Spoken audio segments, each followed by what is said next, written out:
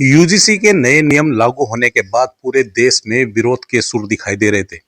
इस दौरान कई प्रमुख हस्तियों ने भी इस बात का विरोध किया।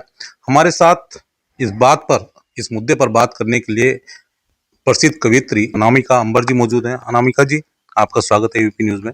बहुत धन्यवाद।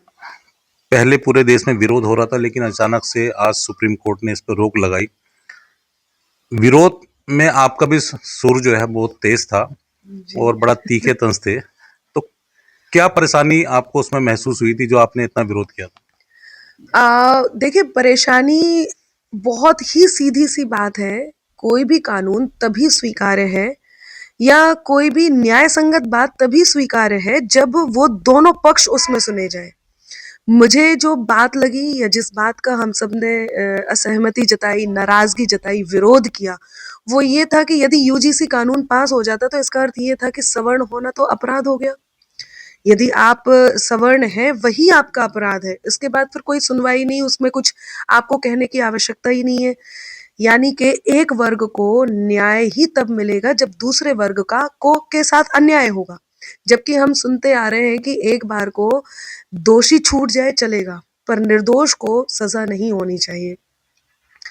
हमें जो सबसे ज़्यादा इसमें बुरा लगा वो यही था।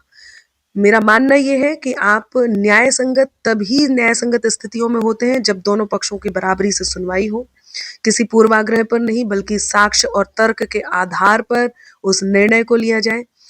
इस एक्ट में जो यूजीसी का नया कानून आया था उस एक्ट में एक बिंदु ये भी था कि सामने वाले के की केवल शिकायत के आधार पर या उसने ऐसा किया है बस इतना कह देने के ही आधार पर उसको सज़ा हो जाएगी। सिद्ध करने की आवश्यकता नहीं है। तो ये तो सीधे-सीधे एक तरह से हमारे ऊपर हमारी आने वाली पीढ़ियों के साथ मिसयूज़ होने वाली बात थी, उनका भविष्य खतरे में आ गया था। इसलिए मैंने इसका विरोध किया और विरोध में यही कहा कि अंधियारों की आँखों में जो भोर के सूरज खटके होंगे, यदि ये स्थिति बनती, यूजीसी कानून वाक़ई यदि आ जाता, तो सबसे पहले तो विरोध की स्थिति में हम यही कहते कि अंधियारों की आँखों में जो भोर के सूरज खटके होंगे, उनके मानपत्र के शीशे चोटिल होंगे, चटके होंगे और झूठ किसी के सीना ताने भरी अदालत घूमेंगे। सीना ताने झूठ किसी के भरी अदालत घूमेंगे। सहमे-सहमे सत्य हमारे बस फांसी पर लटके होंगे। सहमे-सहमे सत्य हमारे बस फांसी पर लटके होंगे।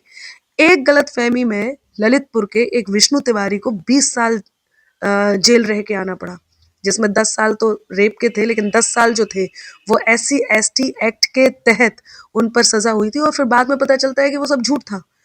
तो जब ये उस समय हुआ, ऐसे में आज जब शोषित वर्ग को अब आजकल स्थितियाँ बदल गई हैं, कोई शोषित नहीं है, सब जागरूक हैं। सबके अपने-अपने नियम हैं, सबको पता है कि किस तरह से उन्हें आगे बढ़ना है। अब वो स्थितियाँ नहीं रही हैं, हम कौन-से काल में जी रहे हैं। इस समय समाज में एकजुटता कैसे होनी चाहिए, ये सब लोगों को आपस में भी पता है, सब एक-दूसरे के साथ काम करते हैं। आप और मैं यहाँ इसलिए नहीं बैठे हुए हैं कि हमारी जातियाँ क्या हैं।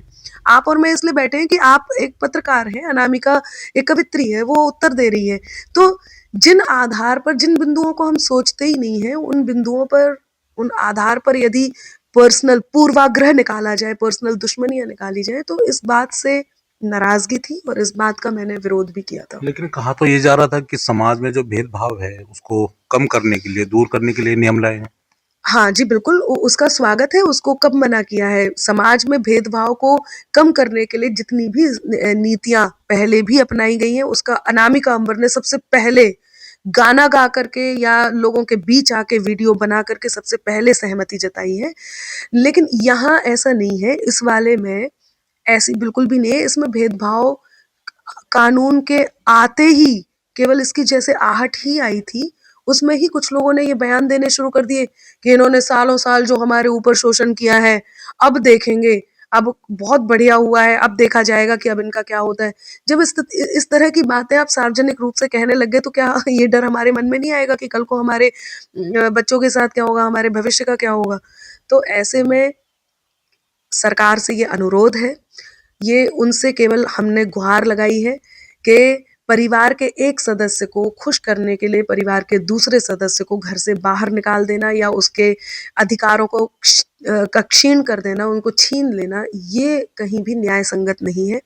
अनुरोध ये है, हम आपकी यदि किसी नीति से असहमत हैं तो बराबरी का दर्जा दिया जाए, समाज को बिल्कुल बराबर। मैं कह रही हूँ छोड़ देते हैं, जाति की बात ही नहीं करते हैं, एक बात करते हैं, कानून में दो पक्ष हैं, देखा ये जाए कि अपराध क्या हुआ है और उसकी सजा कितनी होनी चाहिए, फिर वो किसने की है बस ये ना देखा जाए, ये बिल्कुल भी ना देखा जाए। अपराध की जो सजा होती है फिर वो किसी ने भी की है, यदि इसका जस्ट उल्टा भी होता ना, मैं तब भी आपके साथ इसी तरह यहीं बैठकर बात कर रही होती। तो मैं बहुत धन्यवाद व्यक्त करूंगी सुप्रीम कोर्ट का, जिन्होंने इस पर रोक लगाई है। मुझे पूरा विश्वास है, सरकार पर बहुत अच्छे से विश्वास है कि जो भी निर्णय अब लिया जाएगा, जिस तरह की बात अब आएगी संशोधन के बाद या फिर वापस लेकर नए सिरे से, वो हम सबके पक्ष में होगी, क्योंकि मोदी सरकार ने अब तक हर वर्ग के लिए बराबरी का दर्जा दिया है, एक रहेंगे सेफ रहेंगे का नारा दिया है, बटेंगे तो कटेंगे की बात कही है, अर्थात हमें एकजुट रहना है और एकजुटता की ही बात की है।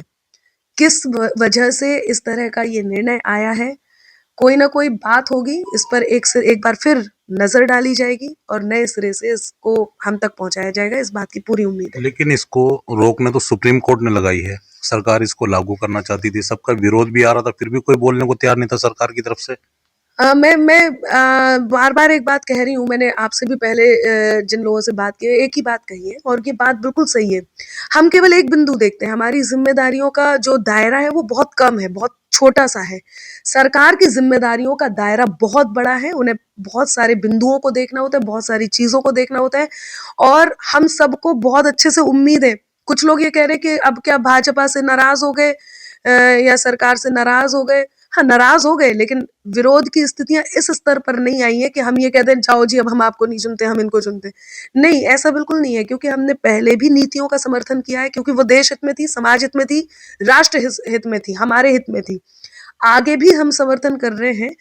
इस एक बिंदु पर हम नाराज हैं, जिसका हमें पूरा विश्वास है कि आगे चलकर उस बिंदु पर कोई ना कोई सकारात्मक विषय, सकारात्मक बिंदु हम सबके बीच में आएगा, जाना जाएगा। आपने जो पूछा है कि सुप्रीम कोर्ट ने रोक लगाई है, सरकार ने तो अभी कुछ ऐसा नहीं किया है। तो मैं आपको बता देती हूँ कि सब कुछ सोच समझ कर किया जा रहा होगा, इस बात की हमें उम्मीद है और हमें पूरा विश्वास है और हम इस विश्वास के साथ यहाँ बैठे हुए हैं। सुप्रीम कोर्ट ने जो रोक लगाई है उस पे अब खुशी है कि ये कानून जो है अब नहीं लागू हो रहा है अभी? बिल्कुल, इस बात की बहुत अच्छे से खुशी भी है और ये जीत जो हुई है, ये सवर्णों की जीत नहीं हुई, किसी एक खास वर्ग की जीत नहीं हुई है, बल्कि ये जीत है लोकतंत्र की, ये संविधान की जीत है, ये हर वर्ग में बराबरी के दर्जे की जीत है, ये एकजुटता की जीत है, ये समाज के विघटन नहीं होने की जीत है। तो मैं बहुत खुश हूँ, ये हमारे देश की जीत है। तो ये थी अनामिका अंबर जो बता रही हैं कि सुप्रीम कोर्ट के रोक लगाने के बाद इस नए यूजीसी के जो नए नियम थे उन पे रोक लगाने के बाद जहां एकदम खुश हैं इस बात को लेकर, उससे पहले काफी तंज भी कसे, काफी विरोध भी किया, लेकिन अब जाकर सुप्रीम कोर्ट की रोक के बाद अब बेहद खुश हैं और खुशी इस बात की है कि ये नए नियम अभी नहीं लागू हो रहे हैं, सरकार भी इस पर कुछ ना कुछ पुनर्विचार अब करेगी। Sudhir Chauhan, ABP news, Meerut.